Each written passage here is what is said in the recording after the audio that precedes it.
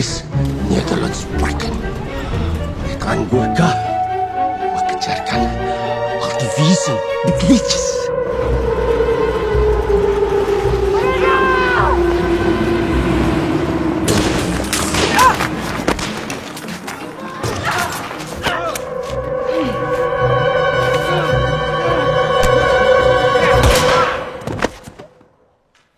Suamiku itu manusia istimewa. Mau tiba-tiba ada ledakan di sini, dia bisa jadi satu-satunya yang selamat. Dia tidak butuh doaku. Kau cinta dia?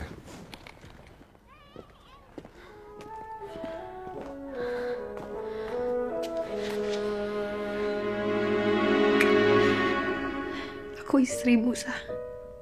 Dan aku paling mencintaimu lebih dari aku mencintai siapapun.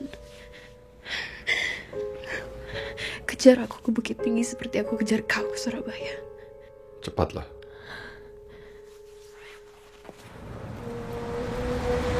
Jahit!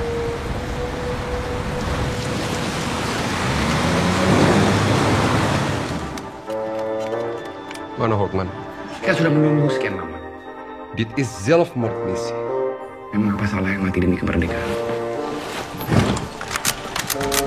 Mati sebagai pahlawan.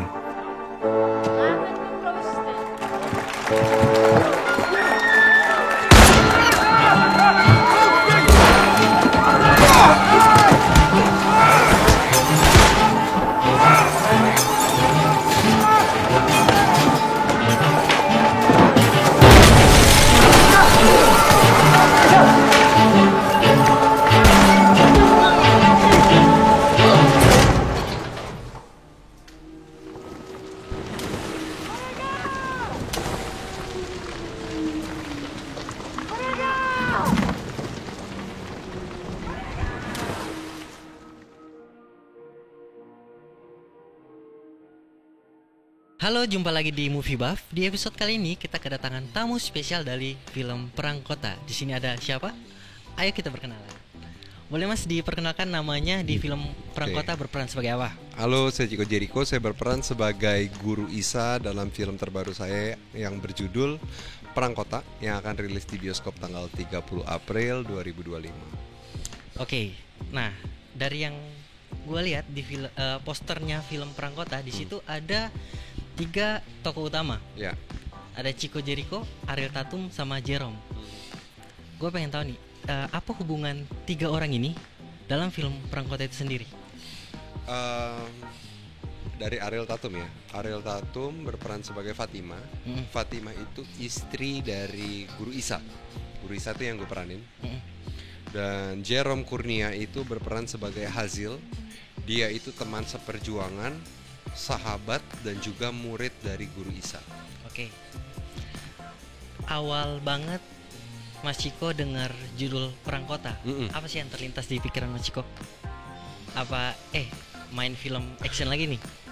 Padahal sebenarnya kan film ini gak full action kan? Sebenarnya kalau dibilang film ini tentang apa? Film ini bercerita tentang cinta, perjuangan, dan pengkhianatan yang berlatar belakang sejarah. Kenapa sejarah? Karena latar belakangnya ini adalah Indonesia tahun 1946, di mana dalam keadaan ini situasi Indonesia baru merdeka di tahun 1945, tapi penjajah masih ada, masih berkeliaran, dan masyarakat juga masih susah, kehidupan masih susah, sangat sulit banget untuk hidup. Dan perang masih terjadi di beberapa kota yang ada di Indonesia ini, gitu, termasuk Batavia. Makanya waktu itu kan sempat dulu ibu kota sempat dipindahin sementara kan ke Yogyakarta. Film ini berlatar tahun 1946. Sekarang 2025. Kalau menurut Mas Chico, apa yang buat film ini relevan buat ditonton di tahun ini? Yang relevan adalah apa yang terjadi di dalam film ini, karena skripnya kan di-rewrite sama Molly kan. Jadi Molly selaku sutradara, dia juga penulis skenario. Jadi benar-benar dipikirin segala macam unsur yang sangat relevan lah, yang masih relate gitu.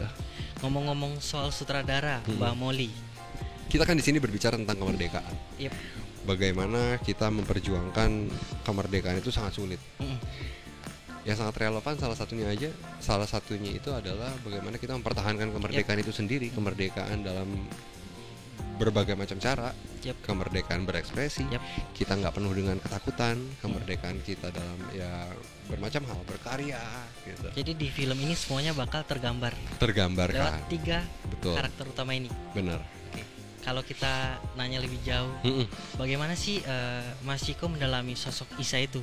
Gua tahu Mas Ciko ini kalau mendalami sebuah karakter dalam film itu mati-matian. Kalau di Perang Kota seperti apa? Ya di Perang Kota ini memang banyak banget ya PR-nya, karena karakter Isa ini cukup jauh dari karakter saya aslinya gitu. Jadi banyak sekali PR yang harus saya kejar. Dari mulai dialek, dari mulai belajar biola, dari mulai belajar bahasa asing, bahasa Belanda, dan dari mulai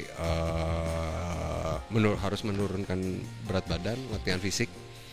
Itu sekitar 10 atau 11 kilo ya. 10-11 kilo. Iya, karena waktunya durasinya berapa lama? 3 bulanan ya. Karena aku tuh cast terakhir yang dihubungin. Oke. Di film ini. Jadi waktu itu aku emang lagi besarin badan. Lagi surplus kalori, dan tiba-tiba ketemu sama Rama, produsernya, ditawarin lah salah satu peran yang ada di dalam Perang Kota. Bukan peran si guru Isa ini ya. Oh, belum. Peran yang lain. Oke. Ternyata begitu aku baca skripnya dan lain-lain, aku sudah setuju tuh dengan peran itu. Aku malah dipilihnya menjadi Guru Isa. Guru Isa itu lebih banyak lagi PR-nya ketimbang peran aku yang sebelumnya ditawarin. Oke. Apa sih yang bikin bergejolak itu dalam pikiran Mas Ciko kalau memerankan sosok Isa ini? Sangat challenging sih. Semakin tinggi tingkat kesulitannya itu semakin seru gitu. Semakin jauh.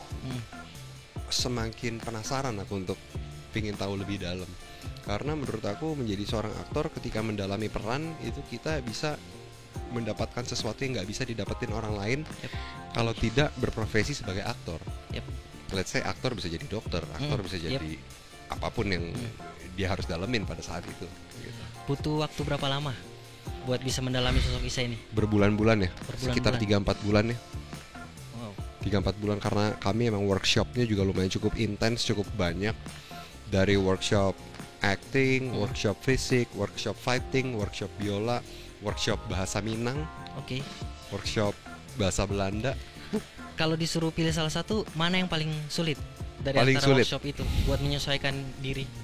Masing-masing ada kesulitannya, tapi buat aku workshop biola sangat sulit, karena satu-satunya alat musik yang belum pernah aku sentuh itu. Mas Ciko bisa main alat musik nggak sebelumnya? Bisa, aku bisa main gitar. Oh, bisa main gitar. Tapi biola susah nggak sih? Sangat sulit. Ada ininya kan? Gak ada tandanya. Gak ada tandanya. Kalau gitar itu kan ada garis, gitu. Ada garis-garisnya itu ya. Misalnya dari F ke G gitu. Ya ini kita udah ada biola Mas, ntar dimain. Nggak, canda. Udah panik duluan. Enggak. Berarti itu memang dimainin ya? Dimainin itu sampai aku bawa pulang. Aku bawa pulang tuh di rumah pun aku mainin. Sampai anak istri tuh sampai vibra-vibranya itu juga dipelajarin ya. Geter-geterannya kan harus gini kan, tangannya kan harus benar-benar fasih ya, karena di sini Guru Isa ini orang yang sangat mahir bermain musik, bermain terutama biola, dan juga seorang guru. Tujuan dia bermain musik di film ini apa? Dia ini memang seorang pemusik ya, dan juga guru biola, karena dia jago. Jadi selain guru, dia juga biola gitu. Ya betul, mahir untuk menghibur musik. Siapa gitu? Ya untuk perform pada saat itu ya. Mas Ciko ngalamin ini nggak kesulitan kan? Salah satu mata pencariannya dia adalah salah satunya bermain biola selain dia jadi guru. Selain jadi guru. Setelah masuk karakter itu tuh, sulit nggak sih buat keluar?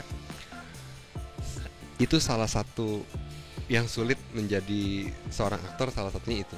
Gimana cara dia bertanggung jawab untuk keluar dari peran itu. Butuh waktu lama berarti ya? Lumayan, karena ketika aku memperdalam peran Isa ini, aku lumayan mengasingkan diri ya gitu.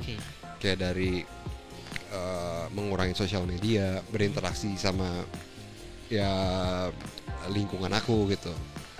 Keluarga pun juga, ya keluarga support ya, karena istri aku juga pemain film.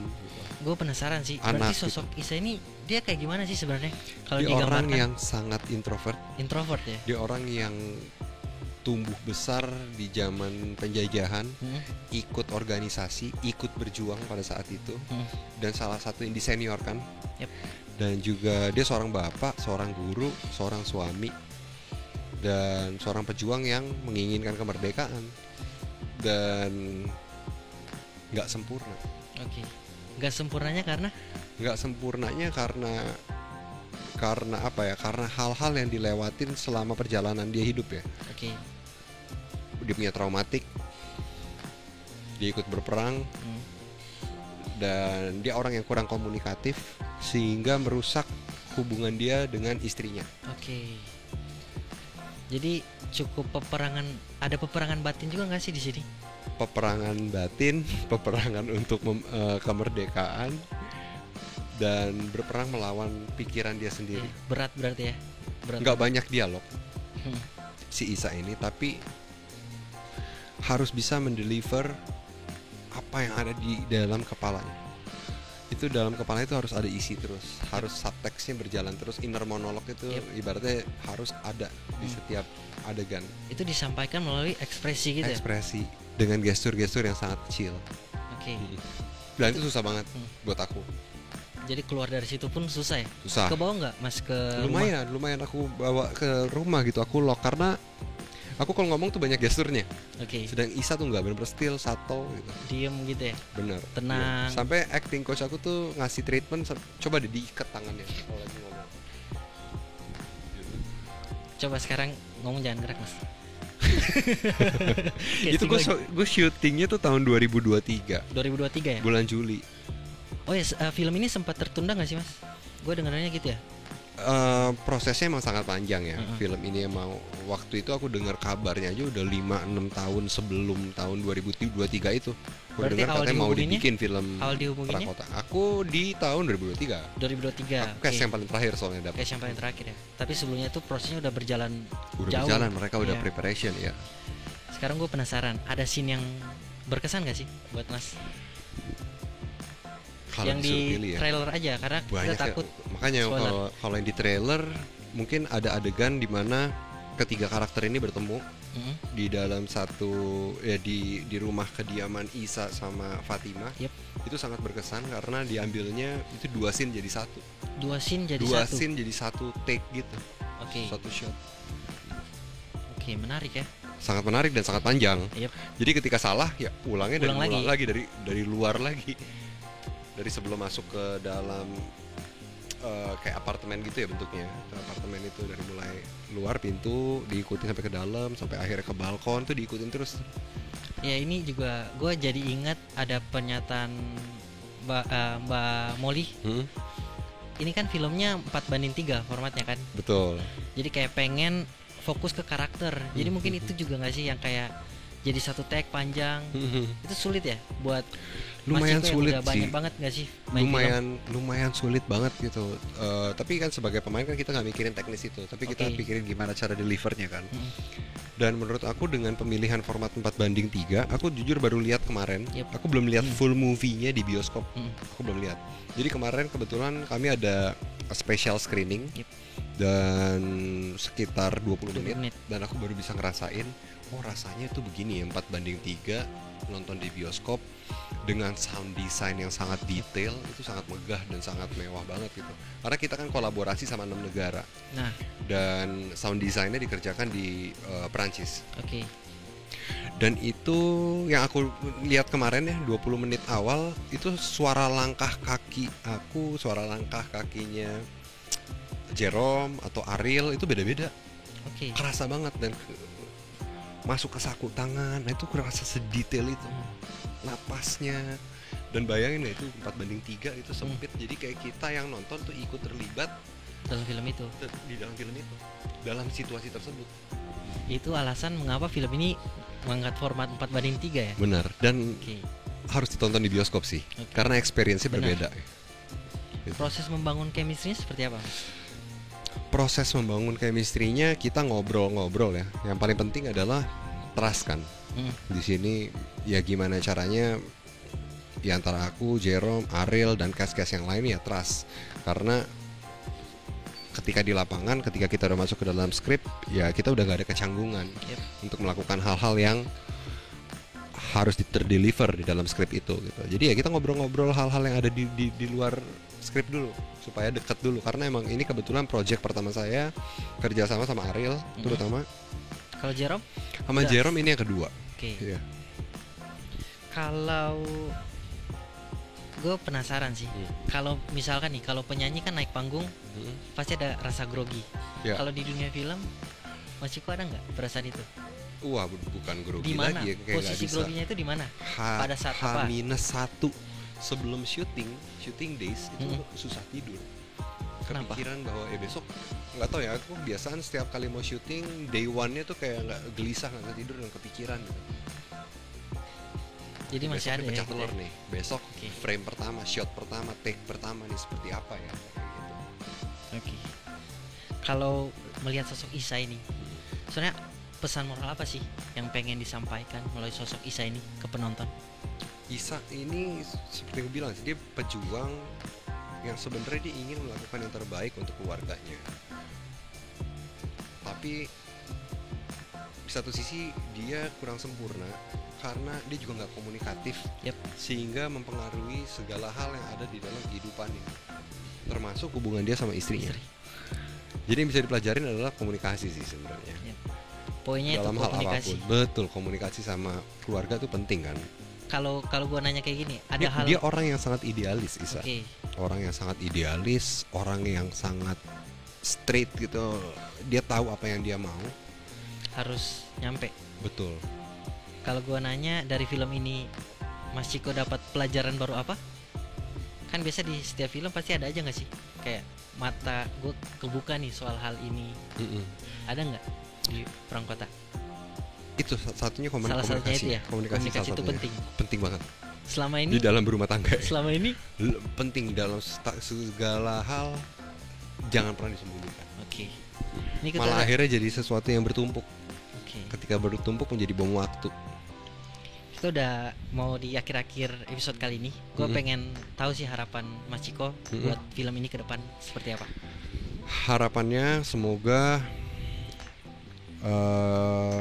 apa yang kami kerjakan, film ini menjadi sesuatu yang berbekas ya di hati penonton, menjadi experience yang berbeda juga, dan juga memberikan warna baru di perfilman Indonesia yang kita lihat semakin kesini semakin bertambah ya jumlah penontonnya, dan senang banget bisa memberikan sesuatu yang baru lagi gitu. Oke.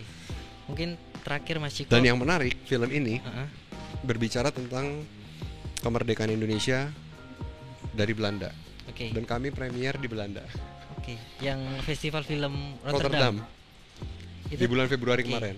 Itu respon di sana gimana sih Mas? Kebetulan aku nggak ikut Oke. berangkat ke sana. Dan aku dengar dari teman-teman yang berangkat, dari Molly, Rama, sama Jerome dan juga Ariel, responnya sangat positif dan Sangat mereka positif. sangat Relate gak sih? sangat seneng lah gitu dengan ini. Dan kebetulan juga kami bermain juga ada 3 pemain dari Belanda ya Oke. yang ikut dalam film ini. Berarti ada Project dialek Belanda gitu ya? Ada. Ada. Berarti, Dan bagaimana mendeliver itu dengan baik. oke. Sehingga karena kan orang pada tahun 1940-an itu kan rata-rata orang Indonesia bisa fasih berbahasa Belanda kan. Nah gimana cara nge-deliver itu? Ya lumayan cukup sulit. Oke. Jadi kalau teman-teman Medcom pengen tahu keseruannya kayak gimana, jangan lupa nonton tanggal berapa Mas? Tanggal 30 April 2025 di bioskop kesayangan kalian. Oke. Mungkin sekian dulu perbincangan kita di Movie Buff kali ini. Saya Noel, sampai jumpa di Movie Buff selanjutnya.